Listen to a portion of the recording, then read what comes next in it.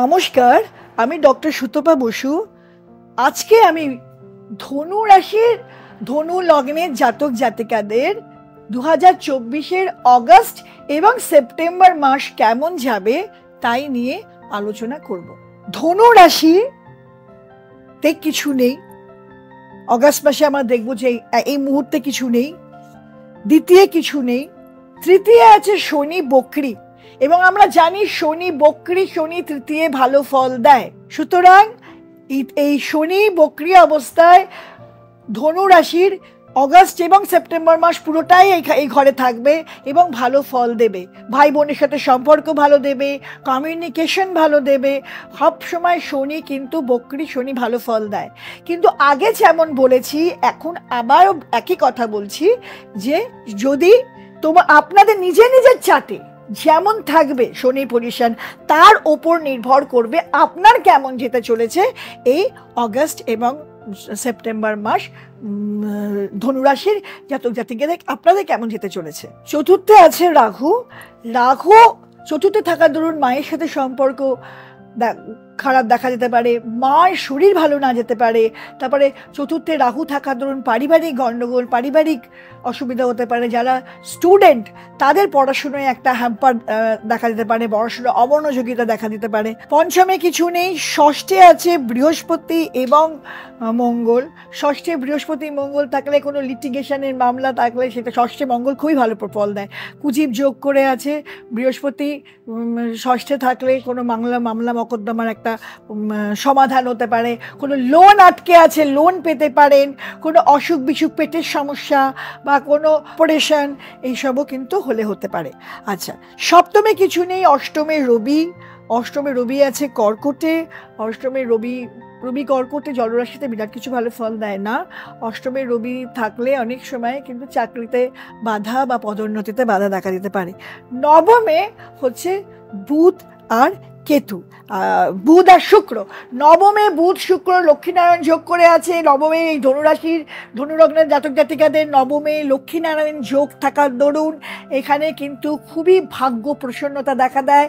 এই সময়টা ভাগ্য উন্নতি, বাবার সাথে সম্পর্ক ভালো, এবং সব হায়ার এডুকেশন যাদের করতে যাচ্ছেন তাদের হায়ার এডুকেশন এগুলো কিন্তু ভালো মতো হতে পারে। আর ধনুরাশির দশমে হচ্ছে কেতু, কেতু, আর একাদশে কিছু নেই। এরপর দেখবো আমরা 17 অগস্ট থেকে 21 অগস্ট পর্যন্ত কি চেঞ্জ।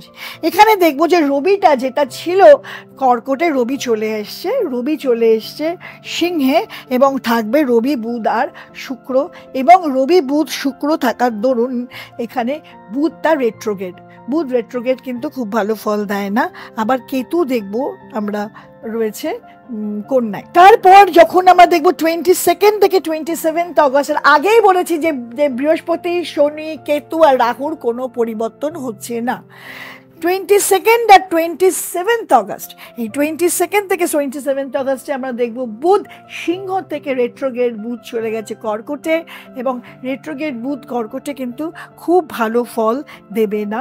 এখানে কিন্তু অষ্টমে বুধ এখানে খুব ভালো ফল দেবে না। যারা ইন্স্যুরেন্সে আছেন, যারা বাচিক শিল্পী, যারা ভালো বক্তা, এদের কিন্তু অনেক রকম নানাবিধ বাধা বিপত্তি তাদের আসতে পারে। এবার আমরা দেখব যে আর কি চেঞ্জ হয়েছে। আর চেঞ্জের মধ্যে বলতে পারি আমরা একাদশে রবি শুক্র এবং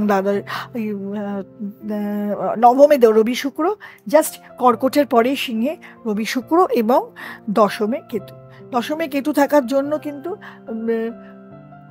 কর্মে চেঞ্জ আসতে পারে। কোনো যারা তন্ত্র করে, যারা কোনো অকাল্ট সায়েন্স, ম্যাজিক নিয়ে কাজ করে, এদের জন্য ভীষণই ভালো দশমে কেতু। নেক্সট দেখবো আমরা 28 অগস্ট থেকে 4 সেপ্টেম্বর। 28 অগস্ট থেকে 4 সেপ্টেম্বর যেটা একটা বড় পরিবর্তন হচ্ছে, সেটা মঙ্গল বৃষতে ছিল বৃহস্পতির সাথে, সেটা মিথুনে আসলো। মঙ্গল মিথুনে আসা এটা একটা খুব বড় চেঞ্জ। তারপরে কিন্তু আর বুধ রেট্রোগেট, যেমন কর্কটে বুধ রয়েছে সেরকম রেট্রোগেট বুধ থাকবে, আর রবি থাকবে সিংহে, আর কন্যায় থাকবে শুক্র আর কেতু। এরপর আমরা দেখবো 5 সেপ্টেম্বর থেকে 8 সেপ্টেম্বর। 5 সেপ্টেম্বর থেকে 8 সেপ্টেম্বর কন্যায় থাকবে শুক্র,